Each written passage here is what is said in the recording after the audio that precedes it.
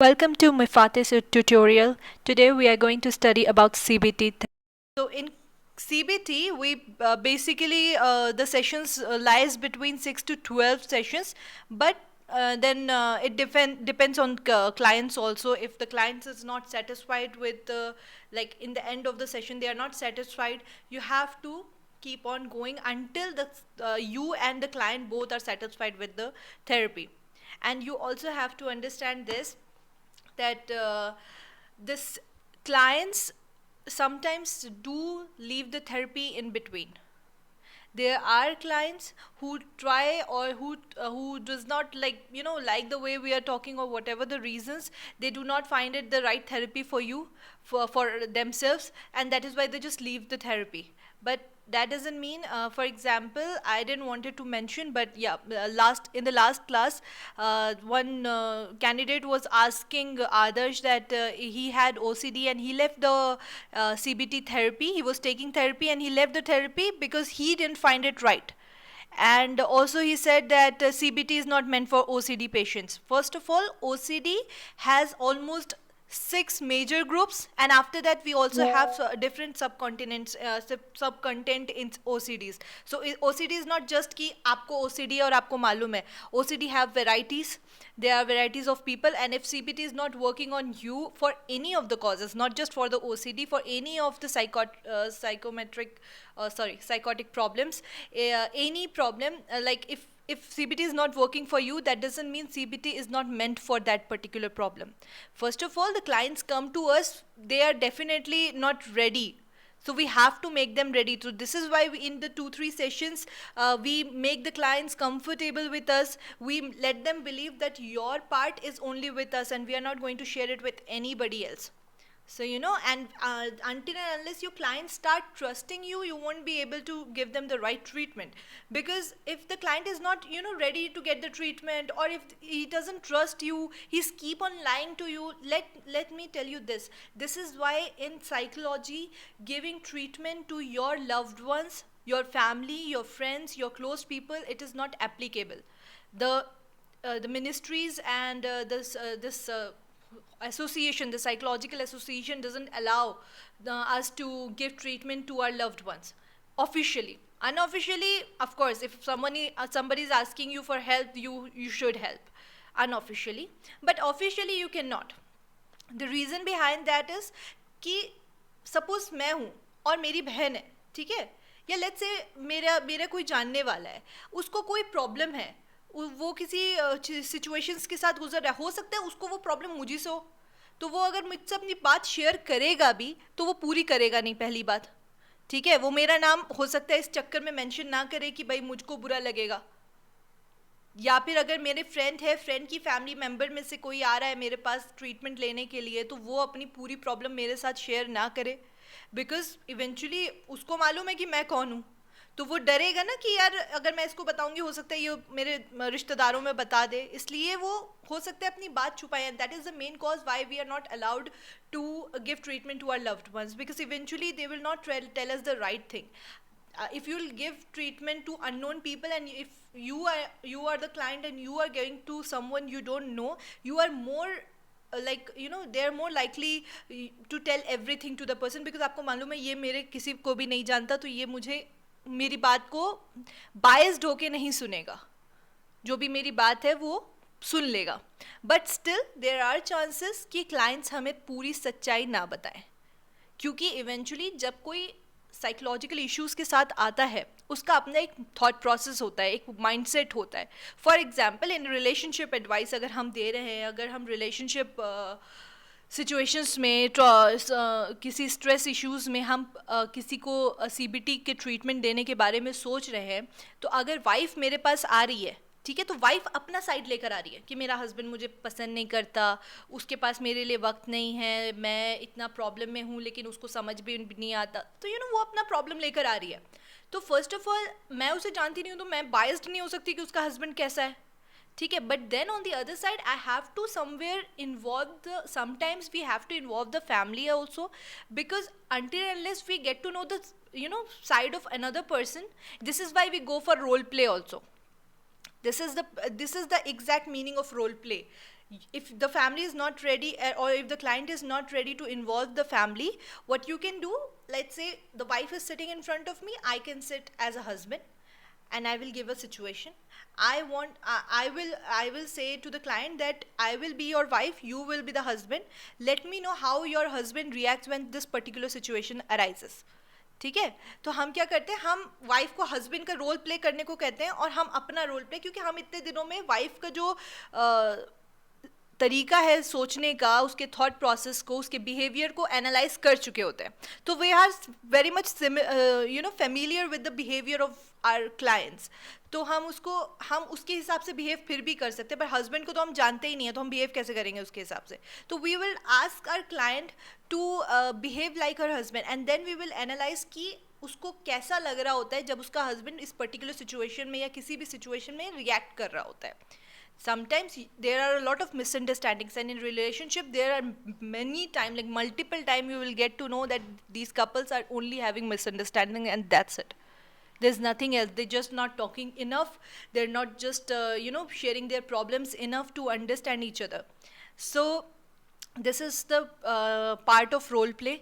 I told you this because this is also a part of CBT techniques. We go for role play as well. Now let's move toward the biological part of CBT.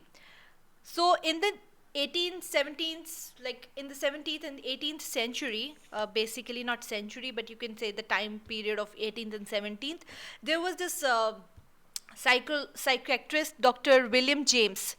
He thought that only to think, like the thought process, only to know about the psychological issues and people coming to us with some problems is not enough for us to know.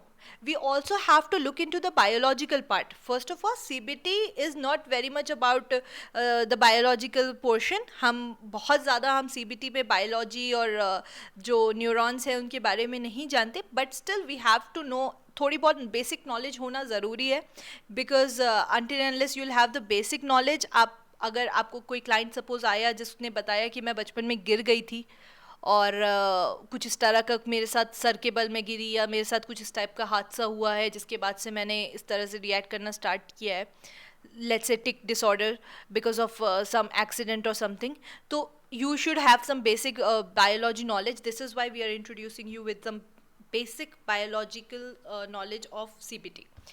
Okay. तो हाँ, हम पढ़ते हैं अभी behavioral neuroscience के बारे में.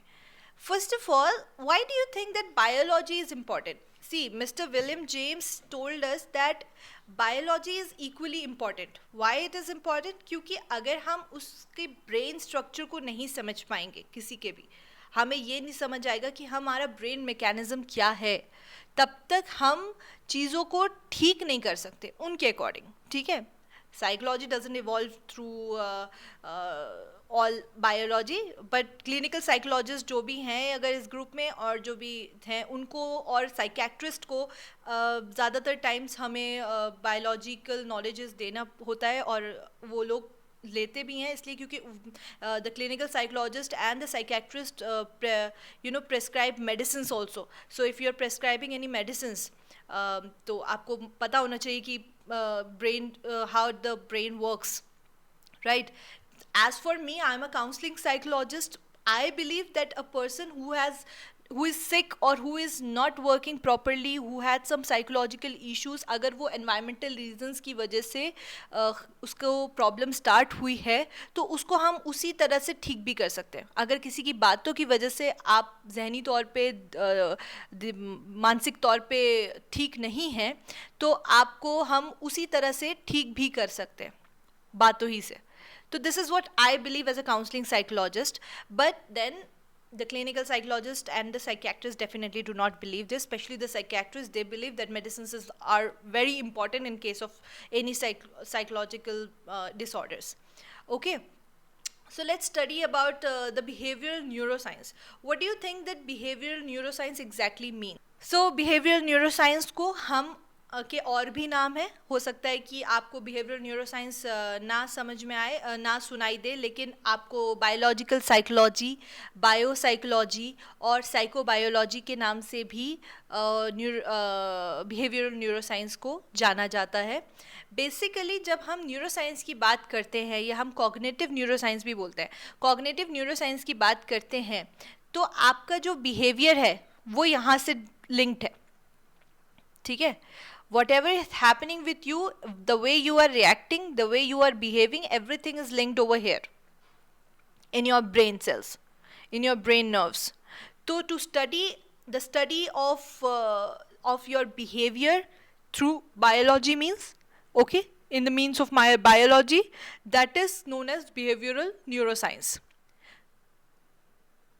हम साइंस के जो सबसे ज़्यादा एडवांटेजेस हमारे उसमें आए हैं, as you can see in the slides also, कि जो हमारा ब्रेन स्ट्रक्चर है, जो हमारा फिजियोलॉजिकल स्ट्रक्चर है, जो भी हमारी लाइक फिजिकल हेल्थ है, वो सब चीज़ आपके बिहेवियर को अफेक्ट करती है, ठीक है। And thanks to doctor William James, जिनकी वजह से, जिन्होंने ये बोला कि हमें बायोलॉजी भी पढ़ना चाहिए, हमें साइकोलॉजी को बायोलॉजी के साथ लिंक करना चाहिए, हमें we should know about biology, we should start searching why these things are happening and what exactly happening in the brain when such aspects are happening.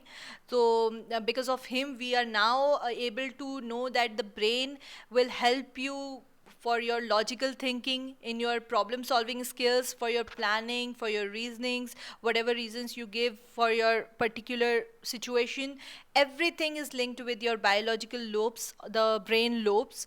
So like we get to know about all these biological part because of Dr. William James, and I want you to remember the name of the psychiatrist who introduced us with behavioral neuroscience.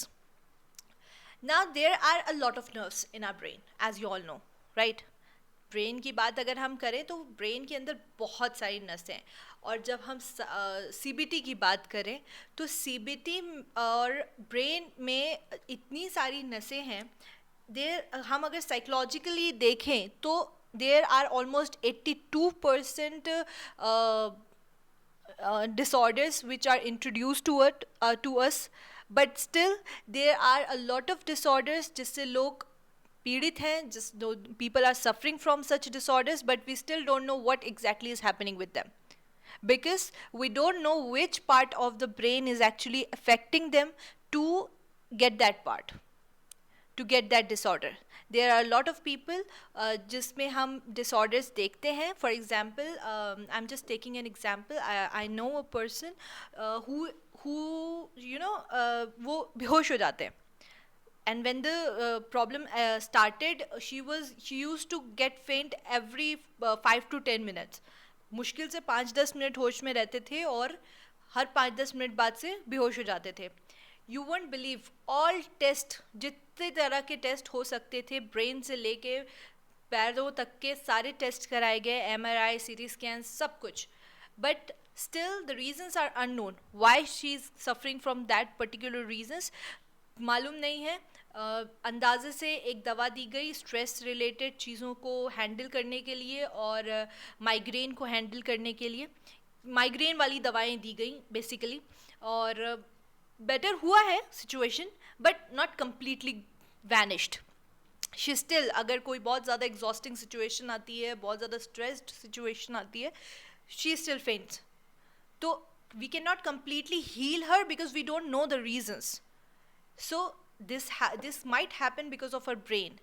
This can happen. The brain have so many neurons. आपको मालूम है, मैंने like we have studied this, that a brain, the nerves in the brain, अगर हम उन्हें एक साथ बांध लें तो वो पृथ्वी का 3 चक्कर लगा सकती है. एक ह्यूमन ब्रेन के अंदर इतनी नर्व्स होती हैं. And the doctors and the neurologist, the neuropsychiatrist, they are still not able to get details about each and every nerves. Where we have done 82%, but still not 100%. Okay, तो biology के बारे में जानना sorry, CBT के cases में थोड़ा बहुत nerves और थोड़ी बहुत चीज़ों के बारे में जानना बहुत ज़रूरी है. हमारी कुछ चीज़ें ऑलरेडी बता दी गई हैं. You can find it in DSM-5 as well, the new like the latest version of DSM. उसमें बहुत सारे नर्व्स को रिलेटेड चीज़ें दी गई हैं. So as you can see in the slides, I don't know whether you can see it or not, but there's a almond shaped cluster, there's a almond shaped nerve in our brain which is known as amygdala, which is basically responsible for aggression, PTSD, phobias and anxiety.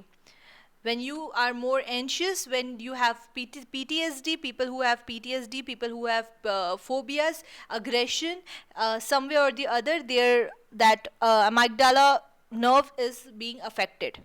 And to control that, जो medicines दिए जाते हैं, the psychiatrists who give medicines to clients, they basically give medicines to control that nerves, to calm down that nerve. Sometimes वो बहुत ज़्यादा trigger हो रही होती है, it start fluctuating way too much and you get angry because of that. तो basically उसको calm down करने के लिए, उसके लेवल को नॉर्मलाइज करने के लिए मेडिसिन्स दिए जाते हैं. जो डॉक्टर्स कहते हैं कि जब गुस्से आए तो ये वाली दवा खा लेना, तो वो इसीलिए दी जाती है बिकॉज इट इवेंचुअली विल आपको जो आपका वो जो नर्व है उसको नॉर्मलाइज करता है. Then there is hypothalamus, which is affect your anger, mood, and libido. Then there is anterior. What is this? Anterior cingulate cortex, which impacts your decision making, impulse control, and the ability to empathize. Your nucleus accumbens triggers fears, addiction, laughter. First of all, अगर आपका एक नस में suppose अमाइगडाला की बात कर रहे हैं, ठीक है, you can see that amygdala and hypothalamus both are the region, both can be the reasons for your anger, for your aggression. It's not compulsory कि अगर अग्रेशन है तो अमाइगडाला की वजह से ही हो रहा होगा. There are chances that hypothalamus की वजह से भी आपको एंगर इश्यूज या फिर आपको अग्रेशन इश्यूज आ रहे होंगे. सो ब्रेन है, नर्व्स हैं, बहुत सारी नर्व्स हैं, और उसमें से कौन सी वाली नर्व्स एग्जैक्टली अफेक्ट हो रही है, you can not exactly go to each and every client and go for an MRI. तो हम हर बंदे पे MRI तो करा नहीं सकते, इसलिए हम ये करते हैं कि हम जो हैं वो इन नर्व्स को ही काम डाउन करने के लिए मेडिसिन्स बनाते हैं. मतलब हम नहीं बनाते, जो भी फार्मासिस्ट हैं, जो भी साइकियाट्रिस्ट हैं, वो मेडिसिन्स जो प्रोवाइड करते हैं वो इन्हीं नर्व्स को काम डाउन करने के लिए देते हैं ताकि they can you can be in a better position. One more thing, if you are a clinical psychologist, those who are a clinical psychologist or those who aim to be a clinical psychologist, you cannot give medicine without the permission of a psychiatrist. Okay, if you think that there is a client who who will not be treated only with the therapies, he needs to have some medicines. तो कुछ जगह पे कुछ simple medicine है, for example the sleeping pills and medicine to calm down your depression and things. ये कुछ simple medicine हैं जिसके कोई ख़ास साइड इफ़ेक्ट्स नहीं हैं, बट स्टिल साइकियाट्रिस्ट का इन्वॉल्वमेंट इम्पॉर्टेंट होता है बिकॉज वो मेडिकल बैकग्राउंड से आते हैं, उनको मेडिसिन के बारे में बेसिक नॉलेजेस होती हैं. और इसलिए if you are for me, I am a counseling psychologist. I first of all do not believe in medicines. I think people can get healed without medicines also, and I am able to heal them, to give them treatment only. But if you're a clinical psychologist, if you want to give medicines to your client, you have to involve a psychiatrist. For that, many organizations already have psychiatrists.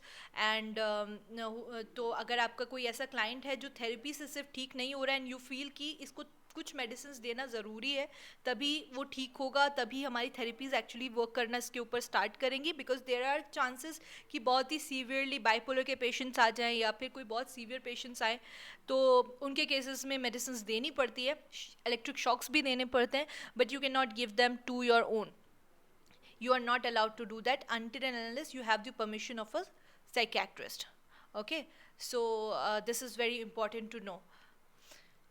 Now, can you see this model of brain? I hope you all are able to see the model of this, like the brain model. So basically, if you can see, this is a normal brain structure. Okay, the first picture. This is a normal brain structure, but still you can see the red part and the blue part in their positions, but you can see all the parts, like the blue part, the red part there, right? Karuna, you can't see or what? No, ma'am, I'm just looking at them closely, and I quite found that obsessive compulsive disorder and bipolar disorder looks quite more terrible than depression. Okay, no problem. This is the normal structure of a brain, but you can see still there are some red parts and the blue parts in our brain, which implies that nobody is completely basically normal. Okay, none of us. Each one of us can feel. ठीक है, इसका मतलब ये भी नहीं है कि हम दीवाने हैं, लेकिन हम ठीक भी पूरी तरह से नहीं. Nobody can come to you and say कि I cannot feel anything, or I don't know how to be, we all have this emotions in us, this feelings, emotions, behavior. We behave according to our emotions, right? So we all can do that. We are able to do that. So everybody is going we have that part की थोड़ा बहुत है. अगर कोई आपके पास आ रहा है कि मुझको तो बुरा फील ही नहीं होता, मुझको तो मालूम ही नहीं है कि बुरा कैसा लगता है या उसको कैसे लगता है.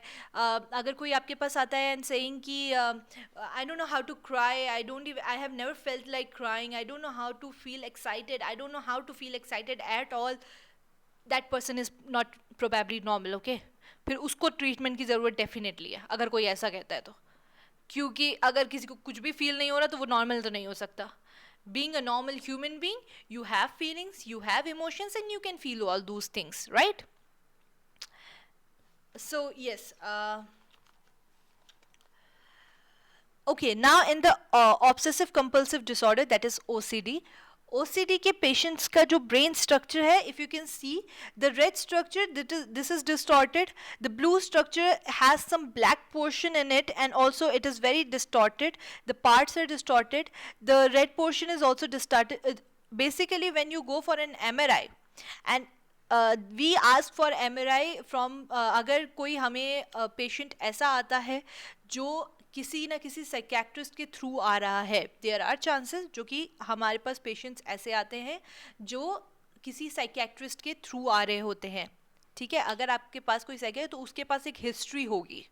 ठीक है, जिसमें जो साइकेट्रिस्ट है उन्होंने MRI वगैरह करा होगा, तो उनको उनकी ट्रीटमेंट्स जो उनकी मेडिसिन है उसके बाद से उन्हें ये जो साइकेट्रिस्ट है उनको ये फील होता है that this patient also need some therapies now after some time.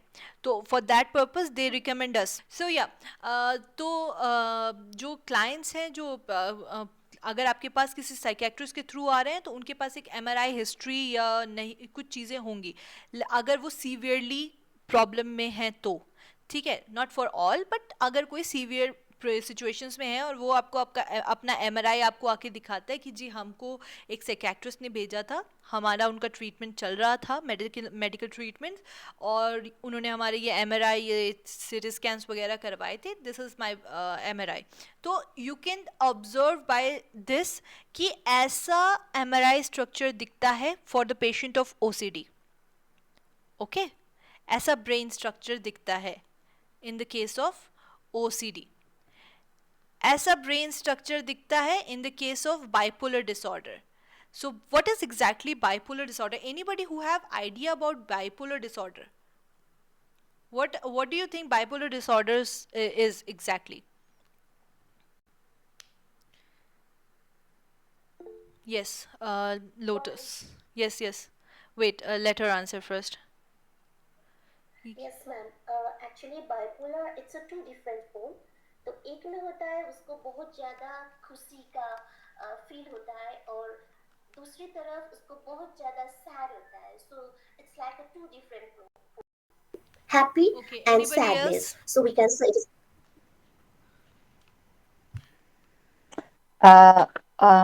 Sudden shift of the mood, energy, or activity Anybody else? levels. Yes, yes, yes, yes. Go on, go on. Yes, Anjana, go on. Yeah. Yeah, sudden change, shifts of the energy and the moods and the level of the activity. If he or she is happy or exciting, then suddenly change into sadness without any reason. Hmm. So bipolar disorder basically जो depression है उसका ही एक बहुत advanced version you can say. Depression, bipolar वाले patients को depression और anxiety दोनों होता है. फर्स्ट ऑफ ऑल, बाइपोलर्स में डिप्रेशन से बाइपोलर अलग सिर्फ इसलिए है because the patients of bipolar they have this sense of hypothesis also. उनको हाइपोथेसिस होने लगता है कि सपोज कोई पेशेंट है आपका और वो कह रहा है कि जो भी चीज़ें होंगी बहुत एक्सट्रीम होती है. First of all, the bipolar patients also उनका अग्रेशन बहुत ज़्यादा होता है. उनका जो एक and there is no reason for their aggression. First of all, they just feel like getting angry because the look at the diagram, look at the brain structure of bipolar patients. If you can see, look at their brain structure, how much distorted their brain structure actually looks like. So basically उनका जो brain structure है वो इतना ज़्यादा distorted होता है कि वो किसी भी फीलिंग को, किसी भी इमोशंस को प्रैक्टिकली बहुत अच्छे से ऑब्जर्व नहीं कर पा रहे होते हैं. कभी कभी वो हंस रहे होते हैं तो फॉर नो रीज़न वो हंस ही रहे होते हैं. वो रो रहे होते हैं तो for no reason they start crying and they crying like they bawling crying a lot. Sometimes they react way too much, they hit people. Someone who is very patient as a normal human being, अगर उसको bipolar हो जाता है तो आपको changes नज़र आ जाएंगे उसके अंदर. बिकॉज एक इंसान है जो कि अपने नॉर्मल टाइम पीरियड में बहुत नॉर्मली बिहेव करता है. उस बहुत ही calm person, very not at all dramatic at all, but then in his bipolar section वो बहुत ज़्यादा अग्रेसिव हो जाता है. बहुत ज़्यादा मारना पीटना वो भी शुरू कर देते हैं पेशेंट्स कई बार. उनको डर भी हो जाता है. ऑल्सो हाइपोथेसिस लाइक उनको दिखना शुरू हो जाती हैं चीज़ें जो कि हैं भी नहीं.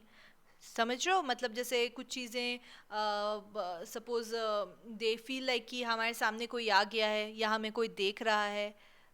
समटाइम्स आपने ये बाइपोलर पेशेंट्स ज़्यादातर जो होते हैं वो किसी ट्रॉमेटिक इंसिडेंट्स के बाद उनका जो डिप्रेशन होता है वो इतना ज़्यादा ट्रिगर हो जाता है कि वो बाइपोलर में कन्वर्ट हो जाता है. ज़्यादातर जो केसेस हैं, for example I give you a case. There was this lady I know, and she was a patient of depression from the very start. But then she was a patient of depression because of some environmental reasons. But then she lost her son. Not exactly lost her son. Her son, ran away from the home, and she was so like sad or whatever you say. उनको इतना ज़्यादा डर हो गया था कि she can see her son.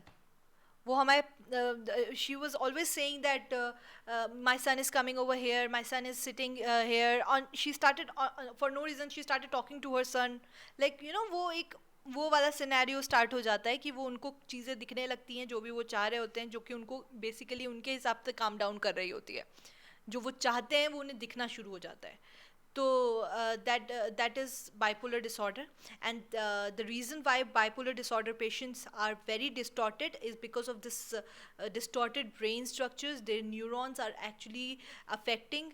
Sometimes जो neurons होते हैं, जो nervous system होता है, वो practically सही से काम नहीं कर रहा होता. Next is depression. If you can see the slide for depression patient, उनका रेड वाला पोर्शन काफ़ी कम डिस्टॉर्टेड है, पर जो ब्लू वाला पोर्शन है वो बहुत ज़्यादा डिस्टॉर्टेड है. ठीक है? दिस इज़ वाई जो डिप्रेशन वाले पेशेंट होते हैं, दे can feel the sadness more than a normal people. उनको हर अच्छी चीज़ में से भी बुरी चीज़ निकालना आता होता है. They can feel sadness more, they can cry more, they feel like कि मेरे लिए चीज़ नहीं बनी. They are more negative towards themselves specially. Similarly, इस तरह से you can go and Google for other psychological issues also. मैंने सिर्फ 4 मेंशन किए हैं, बट एज यू नो बहुत सारे साइकोलॉजिकल इश्यूज हैं और सबके MRI स्ट्रक्चर्स अलग अलग हैं. तो ये दिखाने का सिर्फ एक रीज़न था कि इसको देखकर आपको ये रियलाइज़ होगा, आपको ये समझ आएगा कि जैसे जैसे बीमारी चेंज हो रही है, उनके एमआरआई स्ट्रक्चर्स और उनके ब्रेन स्ट्रक्चर्स भी चेंज होते हैं. And I am showing you this because in case in future if someone come up to you with the help of their MRI structure, you can understand कि वो किस particular बीमारी के साथ जूझ रहे हैं. क्योंकि there can be a sometimes कि क्लाइंट जो है वो अपना जो प्रॉब्लम है वो बेसिकली बताए ही ना आपको, दे हाइड इट फ्रॉम यू, या वो झूठ बोल दे. वो डिप्रेशन बाइपोलर का पेशेंट है बट वो कहते कि नहीं जी मुझे बस थोड़ा सा डिप्रेशन हो गया था इसलिए मैं साइकेट्रिस्ट के पास गया और उन्होंने आपके पास भेजा है, ये मेरा एमआरआई स्ट्रक्चर है. तो you can see that the bipolar patient brain structure and the structure of depression is very much different. And this is also the reason why we give electric shocks, the psychiatrists give electric shock to the bipolar patients because to get things right in the places. Okay, sometimes 10 से 12 sessions होते हैं, minimum 7 sessions होते हैं, लेकिन 10 से 12 भी extend करे जाते हैं depending on the cases. Electric shocks दिए जाते हैं जब तक डॉक्टर को ये बिलीव नहीं हो जाता कि अभी आके स्ट्रक्चर से ठीक हो गया, बेहतर हो गया है, and then they start giving medicines to make it more calm. Okay, let's move to brain chemistry. Now how many of you know what is brain yes Karuna, go ahead. Ma'am, should we learn to scan those MRI Hindi, as well? no, you will not learn to scan MRI. This is what I said. Then how would we know? You were saying that the person might be lying, so you have to check the MRI. Then No, how will we know? I also told you this in the starting that not every patient will come to you with an MRI scanning form. Those clients who are suggested to you from a psychiatrist, जिनको जो psychiatrist होते हैं वो basically MRI वगैरह करवाते हैं जो severe cases होते हैं उनके अंदर. तो अगर उन्हें फील होता है कि इस पेशेंट को अब सिर्फ मेडिसिन नहीं थेरेपीज की भी ज़रूरत है, तो those patients can be recommended to you as a therapist. And then if a patient come to you and say कि भाई मैं psychiatrist के पास गई थी, मुझको ये प्रॉब्लम है और मेरे psychiatrist ने आपको recommend किया है थेरेपीज के लिए, तो आप उससे पूछ सकते हो कि आपका एमआरआई हुआ था कि नहीं हुआ था. अगर उसका एमआरआई हुआ होगा, मतलब उसके साइकेट्रिस्ट को अगर ज़रूरत महसूस हुई होगी कि हाँ एमआरआई की ज़रूरत है, तो उसने एमआरआई करवाया होगा. और अगर एमआरआई हुआ होगा तो वो डेफिनेटली अपना आप उससे उसका एमआरआई फॉर्म मांग सकते हो. मैंने स्ट्रक्चर इसलिए दिखाया है ताकि आपको ये समझ आ जाए कि हमको ब्रेन स्ट्रक्चर्स कैसा कैसा दिखता है अलग अलग बीमारियों में. ठीक है, so you will not have to ask from every client to give you an MRI scanning. Okay, you don't have to ask for that because being a CBT therapist or being a counseling therapist, you don't have to. We basically do not work in brain. But I'm showing you and I'm teaching you about the brain chemistry, about the brain structures, so that you will know that it is important. Sometimes the severe patients come up and कुछ patients ऐसे भी होते हैं जो आपसे logics मांगते हैं, जो आपसे ये नहीं कहते कि हमको दुनियावी बात मत, दुनिया की बातें मत बताओ, हमको ये बताओ कि साइंस क्या कहता है इसके बारे में. तो जब वो आपको साइंटिफिक रीजंस मांगेंगे, there are clients who are very much very बहुत ही वो होते हैं कि हमको साइंटिफिकली बताओ, स्पेशली द वन जो कि बहुत पढ़े लिखे होते हैं, उनको साइंटिफिक रीजंस चाहिए होते हैं, उनको आपके लॉजिक से कोई लेना देना नहीं होता.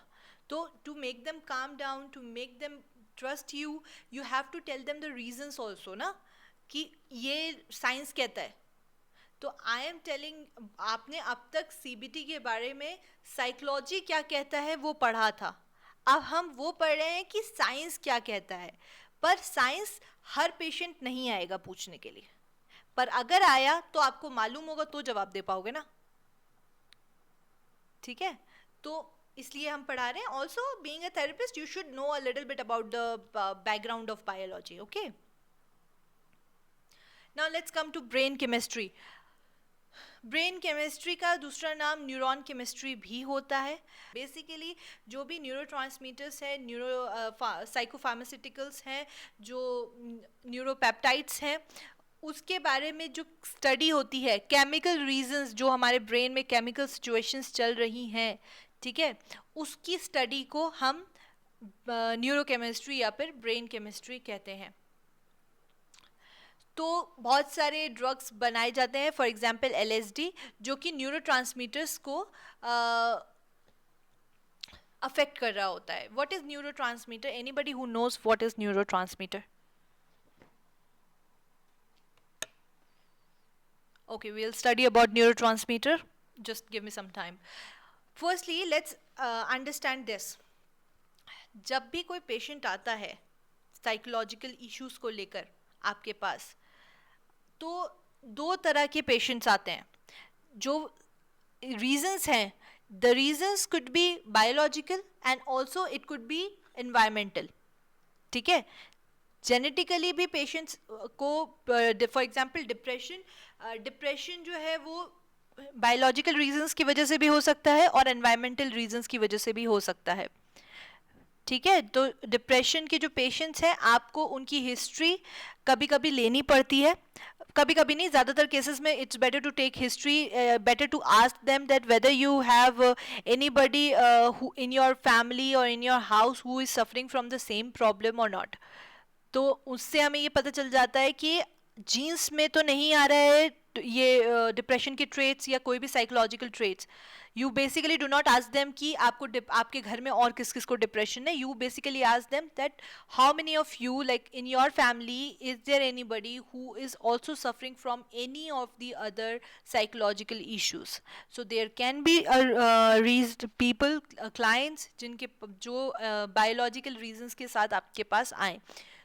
बायोलॉजिकल रीजंस मतलब जेनेटिकल रीजंस, कि उनकी मम्मी को था, मम्मी से बच्चों में आया, बच्चों से उनके बच्चों में आ रहा है, and it keeps on getting worse sometimes, it does keeps on, and it also keeps on getting vanished also.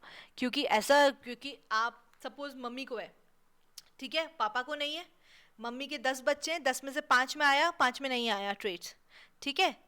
तो या प्रोबेबली 5 में आया, 5 में नहीं आया। तो जिन 5 में आया उनकी शादियां जब हुई अलग अलग फैमिलीज़ में, तो अगर उस फैमिलीज़ में ट्रेट्स नहीं हैं और उनके जीन्स डोमिनेटिंग हैं, तो there can be a reason कि उनकी अगली जनरेशन्स में से किसी में भी ना आए। But then as we have seen, there are chances, और जो जीन्स में से ट्रांसफ़र होते हैं वो day by like generation to generation worst होते चले जाते हैं।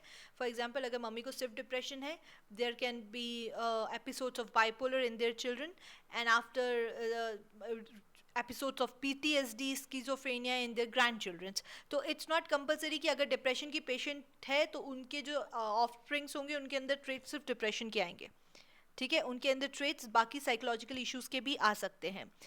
प्लस अगर मम्मी को PTSD था या स्किज़ोफ्रेनिया था या बाइपोलर था, तो ये भी हो सकता है कि भाई बच्चों में सिर्फ डिप्रेशन वाले ट्रेट्स हो, उतने ना हो, बिकॉज जब ट्रेट्स होते हैं, पर ट्रेट्स ट्रिगर जो होते हैं वो एनवायरमेंटल रीजंस की वजह से हो रहे होते हैं। तो मैं कहती हूँ मम्मी की शादी ऐसे घर में हुई जिसकी वजह से उनका जो डिप्रेशन था वो बाइपोलर में कन्वर्ट हो गया, ठीक है, ट्रिगर हो गया। नाउ जब वो ट्रिगर हुआ तो जो बच्चे थे उनके अंदर डिप्रेशन आया, लेकिन उनकी शादी जिस घर में हुई उस घर में उनको इस तरह से ट्रिगर नहीं किया गया। तो बिकॉज वो ट्रिगर हुए ही नहीं कभी, तो इसलिए उनका डिप्रेशन सामने नहीं आया, you know, it's somewhere hidden, and basically time के साथ वो ख़त्म हो गया। बट देन एनवायरमेंटल रीजंस बहुत बड़े रीजंस होते हैं जिसकी वजह से कई बार जो साइकोलॉजिकल इश्यूज होते हैं वो ट्रिगर किए जा सकते हैं फ्रॉम समवन जिसके नहीं है। फॉर एग्जाम्पल, मम्मी के अंदर था, बच्चे में भी आया था डिप्रेशन के ट्रेट्स, लेकिन उसकी शादी क्योंकि उस तरह के घर में नहीं हुई थी या उसके सामने इस तरह का कोई, मैं पता नहीं क्यों शादी पे फोकस कर रही हूँ, बट उसके साथ ऐसा कुछ नहीं हाँ क्योंकि उसके ट्रिगर किया जाए। लेकिन हो सकता है उसके बच्चे जब नेक्स्ट उसकी जो ग्रैंड चिल्ड्रंस हैं उनके साथ इस तरह का कुछ एनवायरमेंटल रीजंस हो जाए कि उनका डिप्रेशन ट्रिगर हो जाए।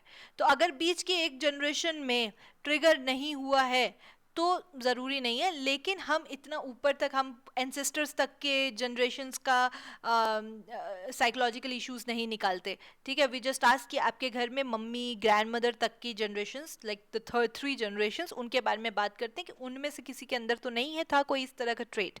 तो it is very important to know, okay. That is called genetic makeup. Genetic makeup is basically कि आपके जीन्स के अंदर कोई इस तरह के ट्रेट्स तो नहीं आ रहे हैं, and you should ask your client for that, because you will only come to know about the biological part of your client when you will ask your client, okay. जो साइकोलॉजिस्ट हैं, इसमें ना बहुत सारे रीजंस हैं। Researchers जो होते हैं उनका अपना अपना मानना है। कुछ researchers they believe that we do not need to think and we do not need to study about the brain chemistry at all, but there are some researchers who believe that we should study about the brain chemistry, because eventually आपका जो brain cells हैं या brain neurons हैं, वो आपके behaviour को affect कर रहे होते हैं।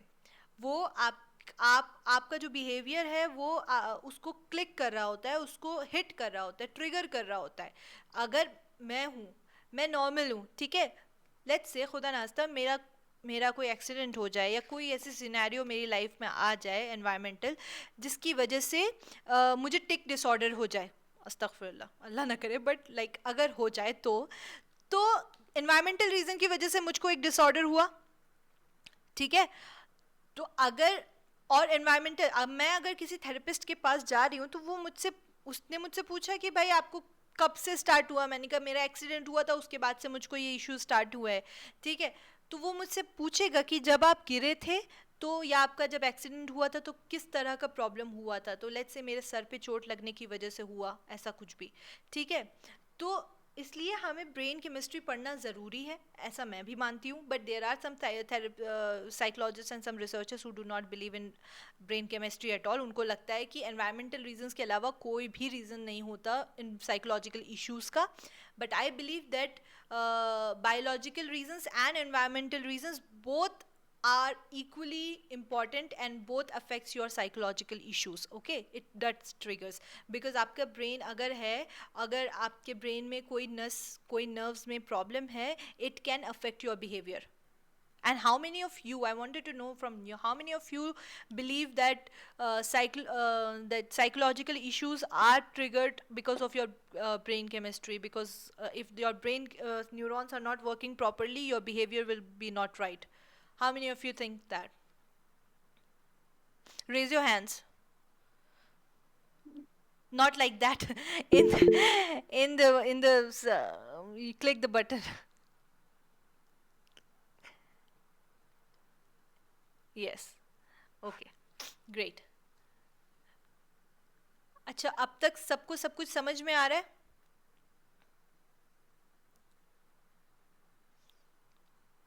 Yeah, ma'am, it's quite clear. Anybody who wants more clarification or who have any question or something? Then we will go for the key assumptions and principles.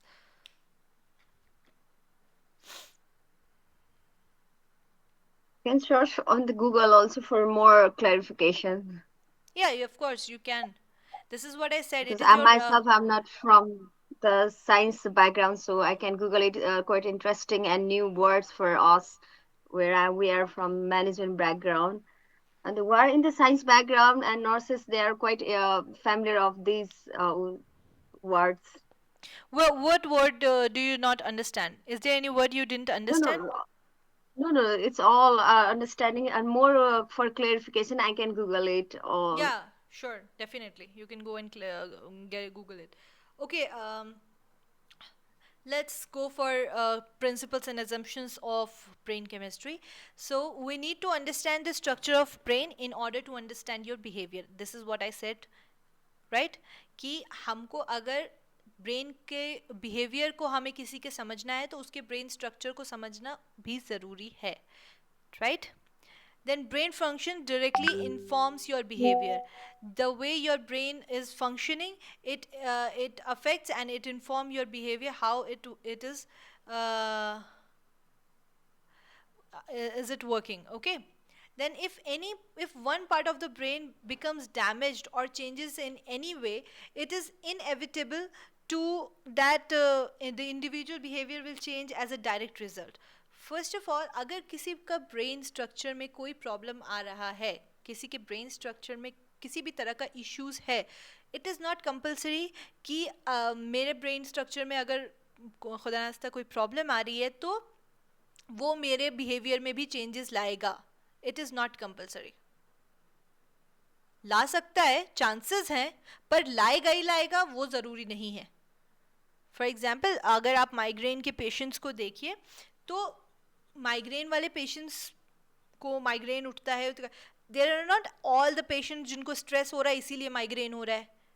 वो कई बार एग्जॉर्शंस की वजह से भी हो जाता है, माइग्रेन हो गया है क्योंकि उनको वो ठीक नहीं हो पा रहा है, तो इसलिए उनको हो तो रहा है, वो जो दर्द है जो सर्वाइकल की और जो माइग्रेन की वो उठ तो रही है, लेकिन उनका बिहेवियर उसकी वजह से चेंज हो जा रहा है, वो कंपलसरी नहीं है. हाँ, at that particular period of time, because the migraine patients, उनको बहुत सीवियर दर्द उठता है जैसा मैंने सुना है, तो क्योंकि वो बहुत सीवियर दर्द होता है, and when you are in pain you get irritable, you get irritated, तो that is very normal thing. But every time if you but क्योंकि मुझे माइग्रेन हो गया है तो मुझे डिप्रेशन भी हो जाएगा, तो मुझे एनजाइटी भी हो जाएगा, this is not compulsory, right? So your if one so this is the third principle, that if your brain is damaged or it changes in any way, it is not compulsory that your behavior will change as a direct result. Okay, you have the right to control your behavior.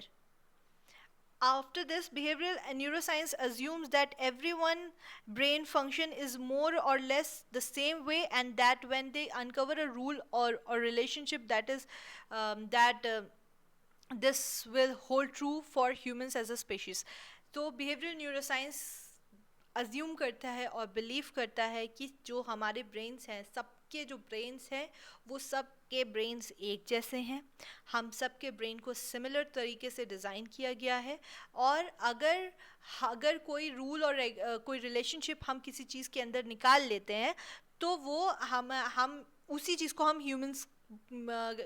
जो humans हैं, जो human species है उसके अंदर इसीलिए like हम rules बना सकते हैं, एक रिलेशनशिप बिल्ड कर सकते हैं. One more thing I wanted to discuss, that is कि जो ह्यूमन स्पेशीज़ है, that is the only species जिसको ऊपर वाले ने ये क्षमता दी है कि हम उसको अपने हिसाब से चेंजेस ला सकते हैं.